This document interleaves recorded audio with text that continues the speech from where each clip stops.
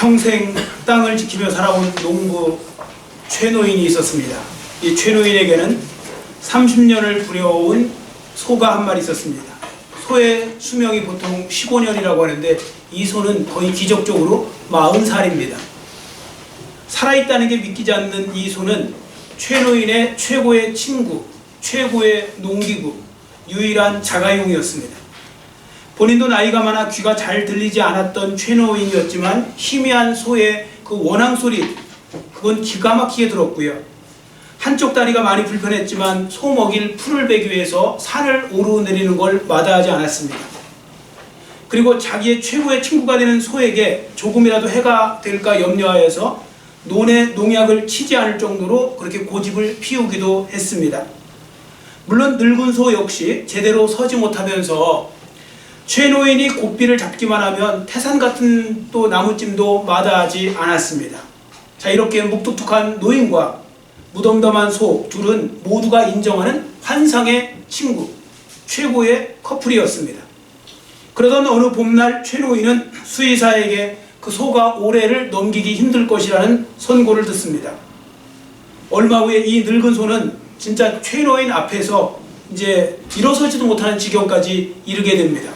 그러자 최노인은 수십 년간 그 소를 족쇄처럼 달아놓았던 소에게 족쇄처럼 달아놓았던 원앙줄을 이렇게 끊죠. 그 원앙은 아시죠? 소에 달려있는 그 종 같은 거 딸랑딸랑 하는 거예요. 그리고 이 30년 이상 같이 살아온 늙은 소에게 그 최노인이 이런 마지막 말을 남깁니다. 좋은 데 가그래. 여러분, 지금 말씀드린 이야기를 들어보신 분은 원앙소리라는 영화를 보신 분일 겁니다. 실제 이야기를 담은 거죠. 그리고 그 소는 보니까 제가 찾아보니까 2009년도에 이제 그 소는 죽고요. 그 다음에 2013년도에 그 최노인도 이제 폐암에 걸려서 13년도에 이제 숨을 거두게 됩니다. 근데 제가 그것을 보면서 그 최노인이 했던 그 말이 하나가 마음에 제일 깊이 와닿았어요. 그 최노인이 이렇게 말합니다. 나한테는 이 소가 사람보다 나아요. 나한테는 이 소가 사람보다 낫다. 이런 말. 30년을 세월을 같이 해온 이 소에 대한 최노인의 정이 얼마나 컸었는지를 느낄 수 있었고, 이 둘은 정말로 제대로 된 동행하는 삶을 살았다는 생각이 들었습니다. 여러분, 제가 원앙소리 이 영화 이야기를 시작하는 이유가 있습니다. 아름다운 동행에 대해서 말씀드리려고요. 원앙소리에 나오는 이 최노인과 소도 30년간 아름다운 동행을 한 거죠. 근데 성경에 보시면요, 가장 아름다운 동행은 따로 있다고 말씀하고 있습니다. 자, 가장 아름다운 동행은 누구와의 동행? 어떤 동행일까요? 성경은 이렇게 말합니다. 하나님과의 동행이 가장 아름다운 동행이다. 어떻게 동의하십니까? 하나님과의 동행. 여러분께서 하나님과 제대로 동행하며 살아가실 때 가장 아름다운 동행이 될 것이고 가장 축복받는 동행이 될 것입니다. 그 이유가 어디에 있는가 하면요, 하나님과의 동행은 영원한 동행이기 때문에 그렇습니다. 영원한 동행. 앞에 말씀드렸던 최노인과 소의 동행은 아름다운 동행이었지만 한계가 있잖아요. 결국은 끝나는 동행이죠. 그러나 여러분이 지금부터 하나님과 동행하기 시작하면 여러분의 동행은 영원한 동행이 될 수 있습니다. 그래서 하나님께서는 성도들은 죽어서도 하나님 나라에 들어가게 만드시는데 그것이 바로 하나님과의 영원한 동행이기 때문에 그렇게 가능한 것입니다. 자, 그러면 이제부터 우리가 살펴볼 것은 어떻게 해야 우리가 그럼 하나님과 아름다운 동행을 하며 살 수 있을까?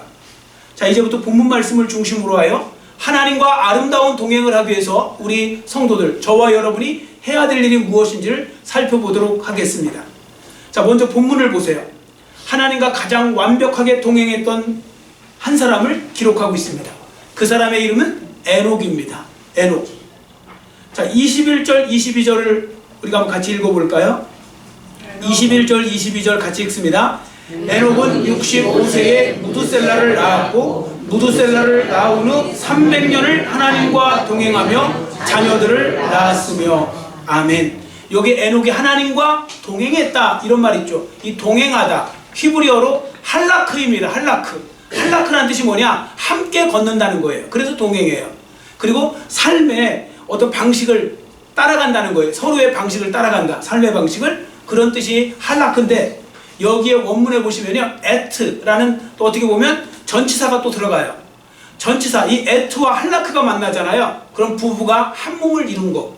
그걸 말하기도 해요. 그러니까 하나님과 에녹의 동행은 부부가 한 몸을 이루듯이 그렇게 매우 친밀하게 교제하는 사이였다. 그런 뜻입니다. 자, 보십시오.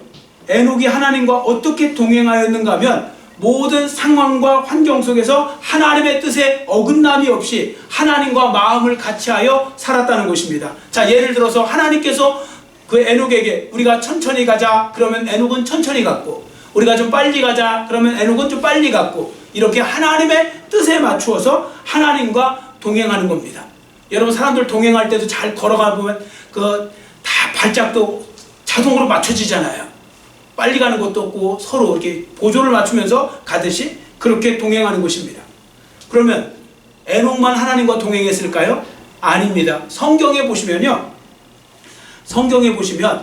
믿음의 사람들은 다 하나님과 동행을 했어요. 자, 당장 다음 장을 보실까요? 6장 9절에 보세요. 6장 9절에 보시면 노아는 의인이요 당대의 완전한 자라 그는 하나님과 동행하였으며, 이렇게 말씀 나오죠. 노아도 하나님과 동행했다고 나옵니다. 에녹도 하나님과 동행했습니다. 다윗도 하나님과 동행했고 요셉도 하나님과 동행했습니다. 자, 그럼 우리는 어떻게 살아야 될까요? 우리도 하나님과 동행하며 살아야 되겠죠. 그러면 이것이 제가 드리는 말씀이 아니라 하나님 말씀이라는 걸 여러분들 아셔야 되는데, 그 말씀이 어디 있느냐면요, 미가서 6장 8절이에요. 자, 앞에 보시고 최노인 지금 원앙 소리 조금 한 장면이고 이거 보셨죠? 자, 그 다음에 미가서 6장 8절 같이 우리 한 목소리 읽습니다. 여호와께서 내게 구하시는 것은 오직 정의를 행하며 인자를 사랑하며 겸손하게 내 하나님과 함께 행하는 것이 아니냐. 아멘. 여호와 하나님께서 여러분과 저에게 원하시는 것, 구하시는 것이 뭐냐면 마지막 부분에 보세요. 하나님과 함께 행하는 것. 이게 바로 동행이에요. 그래서 제가 현대인의 성경을 찾아보니까 현대인의 성경에는 저 뒷부분을 이렇게 기록하고 있습니다. 너는 하나님과 교제하며 사는 것이다. 그것이 하나님께서 우리에게 원하시는 거예요. 여러분, 우리 혼자 살기를 원하지 않으세요? 하나님은 저와 여러분이 하나님과 동행하며 삶 가운데서 동행하며 살기를 원하십니다. 그래서 여러분들은 아셔야 될 건요, 예수님을 믿는 사람들은 예수님을 믿었다고 다 끝난 게 아니에요. 어떤 분이 이렇게 말해요. 예수 믿었으니까 다 끝난 거네요? 아닙니다. 예수님을 믿은 그 순간이 시작입니다. 모든 영적 일은요, 예수님을 믿은 순간부터 본격적으로 이루어지는 거예요. 예수님을 믿어야 예배도 제대로 드릴 수 있고 하나님도 제대로 섬길 수 있고 하나님의 뜻을 실천할 수도 있고, 그런 것처럼 예수님을 제대로 믿어야 우리는 하나님과 동행도 할 수 있는 것입니다. 세상 사람들은 하나님과 죽었다 깨나도 동행하지 못합니다. 하나님과 동행하려면 예수님을 믿어야 됩니다. 그래서 예수님을 믿는 건 시작점이 되는 거죠.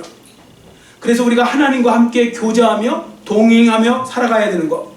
자, 이 부분이 중요한데, 혹시라도 나 자신을 돌아보니 어느 순간 나는 사람과 동행하고 이것과 저것하고 돈과 동행하고 어떤 내 취미와 동행하고 열심히 동행하는데 정작 하나님과는 동행이 지금 안 되고 있다. 그런 삶이, 만약 그런 생각이 드신다면 이제라도 회개하시고 여러분 모두 삶의 최우선 순위에 하나님을 모시고 하나님과 동행하는 삶이 되시기를 축원합니다.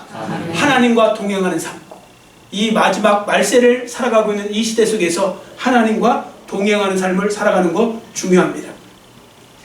자, 그러면 이제부터 한 가지 살펴볼 것은 왜 에녹이 갑자기 65세 이후에 하나님과 동행하기 시작했을까요?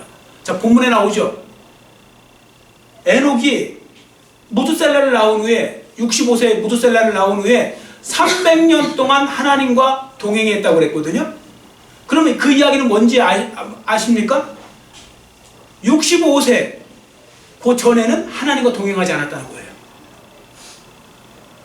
65세 이후에 동행했다는 거죠. 그러니까 그 전에는 동행하지 않았다. 그래서 속된 표현으로 65세 전에는 에녹이 엉터리 신자였다, 나일론 신자였다, 뭐 이런 뜻입니다. 근데 어느 날 갑자기 65세가 지났는데 갑자기 하나님과 되게 친한 사람이 되고 친밀한 사람이 되더니 믿음이 좋아져 갖고 영적인 사람이 된 거예요.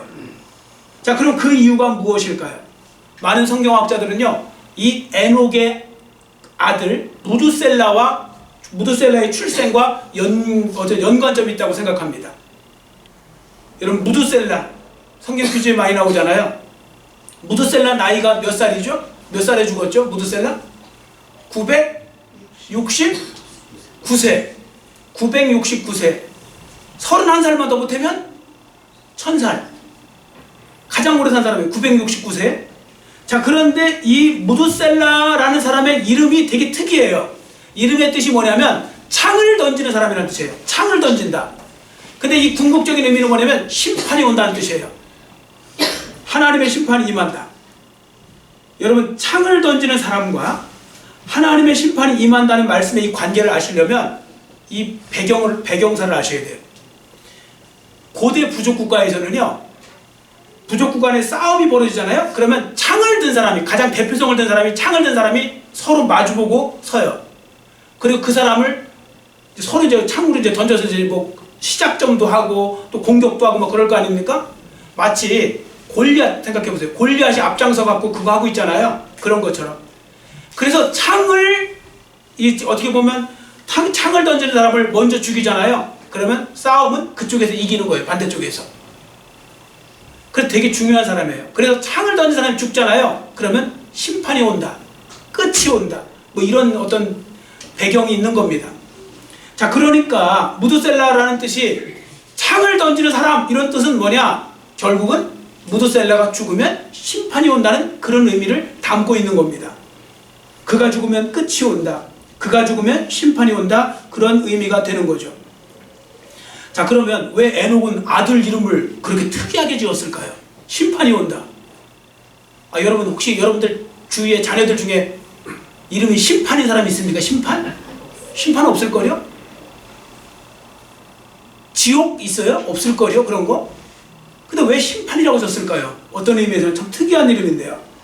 그것은 바로 에녹이 무두셀라를 낳기 전에 하나님께로부터요, 세상 심판에 대한 이야기를 들었을 것으로 보는 거예요. 성경학자들은 그렇게 추정을 해요. 이 무서운 말씀을 들은 거예요. 에녹아, 이제 세상이 너무 악하고 타락하여 심판을 받게 될 것이다. 그러니까 그 상징적인 의미로 내 아들 이름을 에녹이라고, 아니 무두셀라라고 지으라고 말씀하셨을 거로 보는 거예요. 성경에 보시면요, 하나님이 특별한 사람 같은 경우는 이름을 지어주세요. 여러분, 예수님 이름도 지어주신 거잖아요. 하나님이 자기 백성을 그의 죄에서 건져내실 거라는 그런 구원이라는 의미로 예수라라고 아예 정해주셨잖아요. 그렇게 이제 이름을 지어주는 거예요. 세례 요한도 요한이라고 지으라고 그랬어요. 하나님이. 그러니까 이 무두셀라는 이름도 하나님이 주셨을 거예요. 그런데 그럼 이게 그냥 추측이냐? 추측만은 아닙니다. 제가 읽어드릴 테니까 한번 잘 들어보세요. 유다서에 그 힌트가 나와요. 유다서 1장 14절 15절을 제가 읽어드립니다. 유다서 1장 14절 15절입니다. 아담의 7대 손 에녹이 이 사람들에 대하여도 예언하여 이르되, 에녹 이야기 나오죠. 보라, 주께서 그 수만의 거룩한 자와 함께 임하셨나니 이는 뭇사람을 심판하사, 심판에 대한 이야기가 나옵니다. 모든 경건하지 않는 자가 경건하지 않게 행한 모든 경건하지 않은 일과 또 경건하지 않은 죄인들이 주를 거슬러 한 모든 완악한 말로 말미암아 그들을 정죄하려 하심이라 하였느니라. 이 정죄한다는 말이 심판한다는 말이 돼요. 한편에서 보면. 그러니까 이 에녹 때요, 하나님께서 이 말씀을 하신 걸로 보는 거예요. 이제 세상 끝날이 올 거다. 심판날이 올 거다. 자, 에녹이 제멋대로 살다가 갑자기 하나님 앞에 그 말을 들으니까 정신이 번쩍 나면서 내가 이제부터는 하나님만 생각하며 믿음 생활 잘해야 되겠다. 그런 생각을 하고 마음이 바뀌고 삶이 바뀌었다는 것입니다. 그리고 하나님이 말씀해 주셨던, 그렇게 이름을 지으라고 했던, 자기가 혹시 자기를 경계시키기 위해서 그런 이름을 줬던 아들을 낳고 그 이름을 무두셀라라고 지었다는 것이죠. 여하튼 누가 하나님 짓게 하셨던, 본인 지었던 창을 던지는 사람, 즉 심판날이 임하고 하나님의 심판이 임한다는 의미로 그 이름을 지었다는 것입니다. 그러니까 여러분, 삶이 얼마나 진지해지겠어요. 사람이 지금 진지해지잖아요. 이렇게 죽을 뻔했다가 살아난 사람들이 보면 삶이 더 진지해지잖아요. 그렇죠? 여류문학가 어떤 여자 집사님이 계셨는데요. 그러니까 여류문학가 집사님이 계셨는데 그분이 몸이 이상해서 갔더니요, 말기암이에요. 암이. 그래서 몇 달밖에 못 산다고 사형 선고를 들었어요. 그런데도 믿음이 좋은 분이었기 때문에 너무 당황하지 않고 그냥 담담하게 자기 상황을 받아들이는데, 여러분, 사람이 사형 선고를 받으면 또 좋은 점도 하나 있어요. 안타까운 점도 있지만 좋은 점이 뭐냐면 정리할 수 있는 시간이 있어요. 그래서 그동안에 만나지 못한 사람도 만나고 용서하지 못했던 사람도 이제는 뭐 죽는데 용서 안 할 게 뭐 있어요. 용서하고 뭐 빚도 갚고 뭐 인심도 넉넉하게 베풀고 막 그렇게 사는 거예요.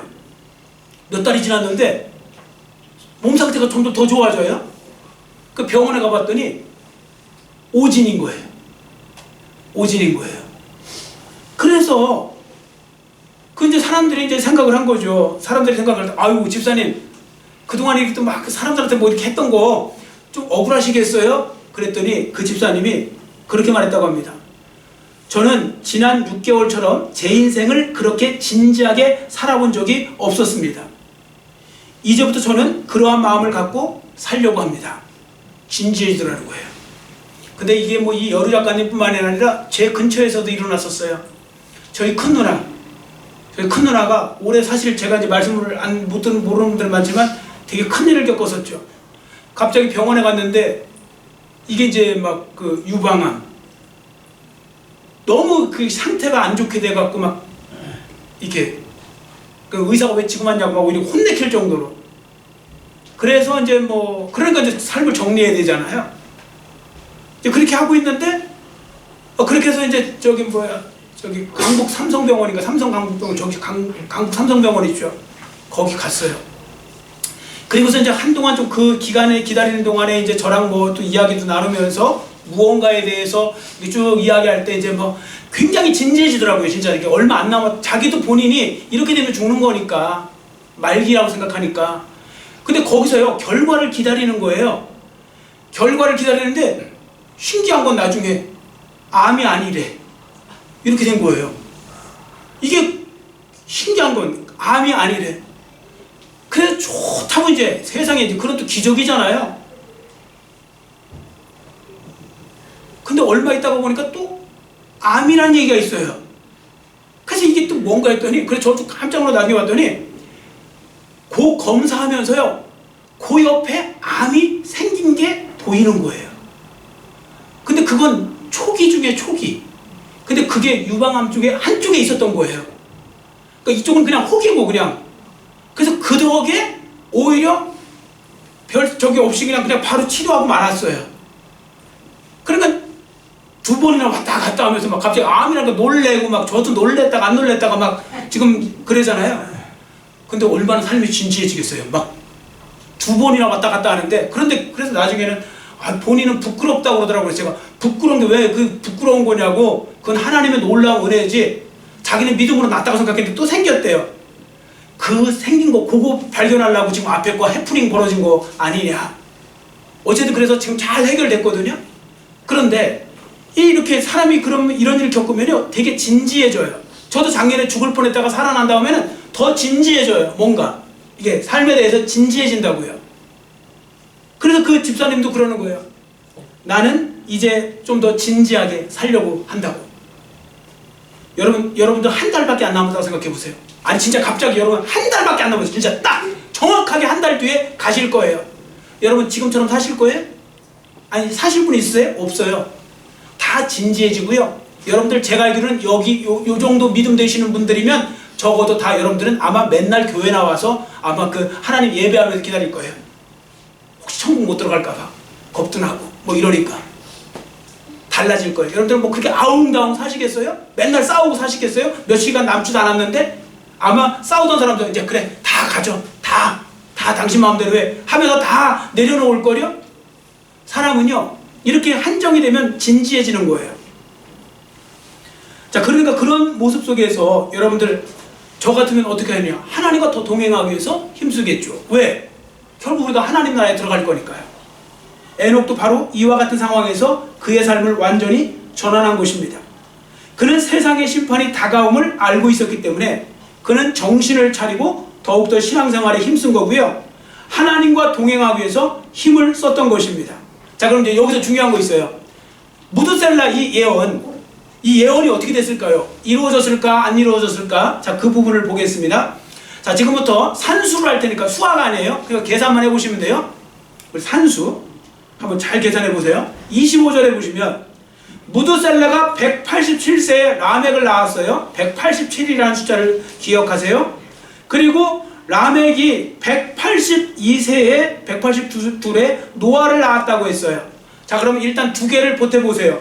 187 더하기 182는 몇 개일까요? 몇 살일까요? 몇 년일까요? 369일이죠. 369. 잘 기억해 두세요. 자, 그리고 이제 7장으로 한번 가보세요. 7장 11절 12절 찾아서 읽겠습니다. 자, 369는 기억하시고요. 369입니다. 자, 7장 11절 12절 같이 읽습니다. 노아가 600세 되던 해 둘째 달 곧 그날 열일의 날이라. 그날에 큰 기품의 샘들이 터지며 하늘의 창문들이 열려 40주야를 비가 땅에 쏟아졌더라. 아멘. 여러분, 홍수가 언제 일어났어요? 노아가 몇 세 때요? 600세죠. 자, 그러면 홍수가 일어났을 때 무드셀라 나이는 몇 살이었을까요? 자, 앞에 369에 600만 더하면 되죠. 자, 몇 살이죠? 969살이죠. 자, 여러분 앞에 말씀드렸죠. 무드셀라 몇 살 살았어요? 969살 살았죠. 무드셀라 딱 죽자마자 심판이 일어난 거예요. 하나님의 예언은 그대로 일어나는 거예요. 맨날 저만 놀래잖아요. 지금. 여러분들 하나도 안 놀라시잖아요. 그대로 이루어졌는데 이게 정말 놀랍게 그대로 이루어진 거거든요. 여러분, 주님 오실 날도 마찬가지예요. 하나님의 예정해 놓으신 날이 분명히 있을 거예요. 그날 정확하게 오실 거예요. 아무리 없다, 재림이 어디 있느냐 이런 소리 하고 싶은 대로 하라고 하세요. 대통령에도 저는 신경 안 써요. 중요한 건 하나님 말씀은 그대로 이루어질 거니까요. 무드셀라를 통해서 보여주신 그 하나님께서는 정확하게 하나님의 때에 예수님이 오시는 그런 날을 예정해 놓으셨고, 그날 분명히 누가 뭐래도 그날 오실 거고 심판은 이루어질 것입니다. 자, 그러니까 여러분께서도 기회가 주어질 때, 지금 살아있다는 건요, 아직 주님이 안 오셨든지 내가 살아있는 건 기회가 주어진 거예요. 하나님과 동행하는 삶으로 전환하시기를 축원합니다. 아멘. 하나님과 동행하는 삶, 그래야 여러분 심판을 이길 수 있고요, 그래야 영원한 삶을 살 수 있고, 그래야 진짜 복된 삶을 살 수 있게 되는 것입니다. 자, 그러면 하나님과 동행하기 위해서 갖추어야 될 동행의 본질, 그 다음에 동행하기 위한 요소가 무엇인지 제가 이제 세 가지만 말씀을 드리려고 합니다. 자, 먼저 동행의 본질을 좀 말씀드리려고 했는데요. 여러분, 동행의 가장 중요한 게 뭐냐면 요소가 있어요. 믿음이에요. 믿음이 있어야 돼요. 믿지 않으면요, 믿음이 없으면 절대로 동행이 제대로 되어지지가 않아요. 한 분은, 어떤 분이요, 유럽에 왜 기차 여행 하는 거 많잖아요. 기차 여행을 하고 왔는데 평상시 가다 보니까 자리가 남는 거예요. 많이 남는데 굳이 어떤 사람이, 험상궂게 생긴 사람이 자기 옆에 와서 앉아있더래요. 그 불쾌하면서 순간 안 믿어지는 거예요. 이 사람 꼭 도둑놈 같기도 하고 막 그러는 거예요. 그래서 이 사람이 그때부터 막 이제 신경이 자꾸 쓰이니까 화장실 갈 때도요, 짐을 못 놓고 가는 거예요. 보통 부탁하고 갈 거 아니에요. 이 사람한테 부탁했다는 그냥 갖고 내릴 것 같아갖고 짐을 갖고 화장실을 가고요, 잠도 못 자겠다는 거예요. 졸린데. 이 조는 사이에 또 뭐 훔쳐갈까봐. 여러분, 이분 여행 망친 거 아니겠습니까? 제대로 망치죠. 동행이 됩니까? 안 되죠. 여러분, 믿음이 없으면요, 불편하고 불신하면요, 절대 동행이 이루어질 수가 없는 겁니다. 여러분, 마찬가지입니다. 성도들이 하나님과 동행을 잘하기 위해서는요, 무엇보다도 하나님에 대한 믿음이 확실해야 하는 것입니다. 그렇지 않으면 무슨 일만 생기고 조금의 고난만 찾아와도 하나님 의심해버려요. 왜 가끔씩 이렇게 말하는 분 있죠? 뭐 조금만 어려움 있으면 하나님 계신 거 맞아? 이런 분들 조심하세요. 그 입 조심하셔야 돼요. 그 굉장히 기분 나쁜 말이에요. 하나님 쪽에서 보면 불쾌한 거예요. 여러분, 하나님을 못 믿는다는 이야기 아닙니까? 하나님 계신 거 맞아? 아, 여러분들도 누군가 여러분한테 여러분을 조금 서운하게 했다고 그래서 좀 무관심했다고 그래서 그 사람 살아있는 거 맞아? 이런 식으로 묻는 거 얼마나 기분 나쁜 겁니까? 그리고 그래서 하나님의 마음을 불편하게 할 수 있어요. 믿음이 있으셔야 돼요. 여러분도 마찬가지 아닙니까? 여러분 사랑하는 사람이 여러분을 자꾸만 의심하면 기분 좋으신 분이 혹시 한번 아멘 해보세요. 물론 졸다가 아멘 하는 분 있겠죠. 아무 생각 없이. 여러분 옆 사람이, 모르는 사람이 나를 의심해도 기분 되게 나쁜데 나를 믿는, 나를 사랑하는 사람이 나를 의심하잖아요. 그건 정말 상상 초월하게 기분 나쁜 거예요. 만약에 사랑하는 사람이 나를 의심해도 나는 기분 좋고 아무렇지도 않아. 그럼 그 사람은 뭔가 정신적으로 뭐 이상한 거죠. 그럴 수가 없어요. 하나님도 마찬가지 아니겠습니까? 여러분 자꾸 하나님을 의심하지 말고, 그래서 하나님은 믿음으로 나아가는 자를 하나님을 기쁘시게 한다, 그런 말씀이 있는 거 아니겠습니까? 자, 그런 부분들 속에서 자, 히브리서 11장 5절 말씀 앞에 보시고 같이 읽겠습니다. 믿음으로 에녹은 죽음을 보지 않고 옮겨졌으니 하나님이 그를 옮기심으로 다시 보이지 아니하였느니라. 그는 옮겨지기 전에 하나님을 기쁘시게 하는 자라 하는 증거를 받았느니라. 아멘. 뭘로 하나님을 기쁘시게 했어요? 믿음으로. 믿음으로 에녹은 쭉 나오잖아요. 그리고 마지막에 하나님을 기쁘시게 하는 증거를 받았느니라. 이게 히브리서 11장 5절이잖아요. 자, 그 다음 6절 말씀은 여러분 다 아시죠? 6절 말씀은 뭐예요? 믿음으로 하지 않고 하나님을 기쁘시게 할 수 없나니 하나님께 나아가는 자는 반드시 그가 계신 것과 그를 찾는 자에게 상 주시는 심을 믿어야 할지니라. 그 유명한 말씀이 히브리서 11장 6절 말씀이 지금 에녹 뒤에 나온 이야기라는 건 잘 모르시죠? 오늘 아셨잖아요. 믿음으로 에녹은 죽음을 보지 않고 옮겨졌으니 하나님이 그를 옮기심으로 다시 보이지 아니하였느니라. 그는 옮겨지기 전에 하나님을 기쁘시게 하는 자라 하는 증거를 받았느니라. 믿음이 없이는 하나님을 기쁘시게 못하나니 하나님께 나아간 자는 반드시 그가 계신 것과 그를 찾는 자에게 상 주시는 이심을 믿어야 할지니라. 그게 히브리서 11장 5절 6절이 되는 거예요. 여러분 믿음 없이는 의심하고 하면 절대 하나님과 동행할 수 없어요. 그래서 동행의 가장 본질은 바로 믿음에 있는 것입니다. 어떤 상황이 어떻게 바뀌더라도 모든 상황 속에서 하나님을 신뢰하는 저와 여러분이 되시기를 축원합니다. 아멘. 그래야 아름다운 동행이 될 수 있는 겁니다. 자, 이제 동행하기 위해서 그러면 구체적으로 3가지 여러분들이 실천하셔야 될 것을 말씀드립니다. 첫 번째는 하나님과 소통을 잘하려고 힘쓰셔야 돼요. 동행하려면 소통을 잘하셔야 돼요. 동행하는 데 있어서요, 여러분들 교제하는 거에 제일 중요하잖아요. 동행은 교제잖아요. 그러면 제대로 동행하기 위해서 제일 신경 써야 될 게 바로 뭐냐면 소통이에요. 자, 여러분 둘이 여행 갔어요. 아니 어디를 가요. 걸어가요. 또 산책을 가요. 여러분 두 사람이 소통 없이 불편하죠.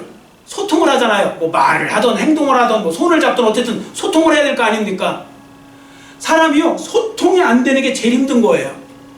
부부간에도요, 부부 생활 잘하려면 소통이 돼야 돼요. 소통이 안 되면요, 그 부부는 힘들어요. 나라의 지도자도요, 국민과 소통이 되지 않잖아요? 그러면 힘들어요. 이렇게 말하죠. 지금은 불통의 시대다. 근데 제일 재밌는 게 뭔지 아세요? 서로 불통인데 서로 자기는 소통이고 남은 불통이래. 남의 말은 서로 안 들어요. 제가 볼 때는 서로 안 들으면서 서로 불통이라고 이야기하고 있어요. 근데 그 사람도 딴 사람이 가면 그 사람한테 불통이라고 그래요. 근데 여하튼 부부간에도 소통이 잘 되고 교회에서도 소통이 잘 되고 뭐 어디서도 소통이 잘 돼야, 그래야 온전한 이 동행이 되는 것입니다. 그래서 이런 말이 있어요. 누군가 이런 말을 했는데 한번 저를 따라해주세요. 통하지 않으면 통하게 된다. 이게 무슨 뜻이냐면 통하지 않으면 통하게 된다 했더니 소통하지 않으면 고통하게 된대요. 소통이 안 되면 고통이 된다고요. 여러분 마찬가지인 것입니다. 여러분께서 하나님과 동행하기를 원하신다면 하나님과 부지런히 소통하는 사람이 되셔야 됩니다. 자, 고린도전서 1장 9절을 우리 한번 같이 읽어볼까요? 고린도전서 1장 9절 같이 읽습니다. 너희를 불러 그의 아들 예수 그리스도 우리 주와 더불어 교제하게 하시는 하나님은 미쁘시도다. 아멘. 소통을 잘 하시려면 우리 그리스도인들은 2가지를 잘 하셔야 돼요. 말씀과 기도. 왜냐하면 이게 말씀을 통하여 하나님의 음성을 듣고 기도하면서 하나님께 내 마음을 아뢰고, 여러분 소통이 되려면 서로 주고받아야 돼요. 그렇죠? 한쪽만 이야기하시면 안 되죠. 자, 오늘 광고에도 나왔죠. 지금 가을입니다. 아직 우리에게는 거의 10달간의 시간이 남아 있습니다. 올해 성경 통독하자고 그랬더니 이쪽에 있는 분들은 많이 하는데 저기 텅텅 빈 사람들이 있죠. 아직 한 번 읽을 수 있는 기회가 있어요. 지금부터 읽으시면 돼요. 12월까지 읽으실 수 있어요. 일독하실 수 있어요. 예, 이수진 장군에게는 12척이 있었지만 여러분에게는 석 달간의 기회가 있습니다. 꼭 읽으시기를 축원합니다. 꼭 읽으셔요. 그래서 하나님 말씀을 듣고 그 다음에 여러분들 하나님께 아뢰는 거, 그래서 기도와 말씀이 같이 움직일 때 온전한 동행을 할 수가 있는 것이죠. 여러분들은 누구 만났을 때 계속 자기 말만 하고 상대 말, 여러분 말 안 들어주면 그 사람 또 만나고 싶어요? 안 만나고 싶어요? 솔직히 안 만나고 싶잖아요. 사람이 말을 했으면 자기도 좀 들어주고 그래야지. 내 말만 들으라고. 그런 사람은 싫어해요, 사람들은.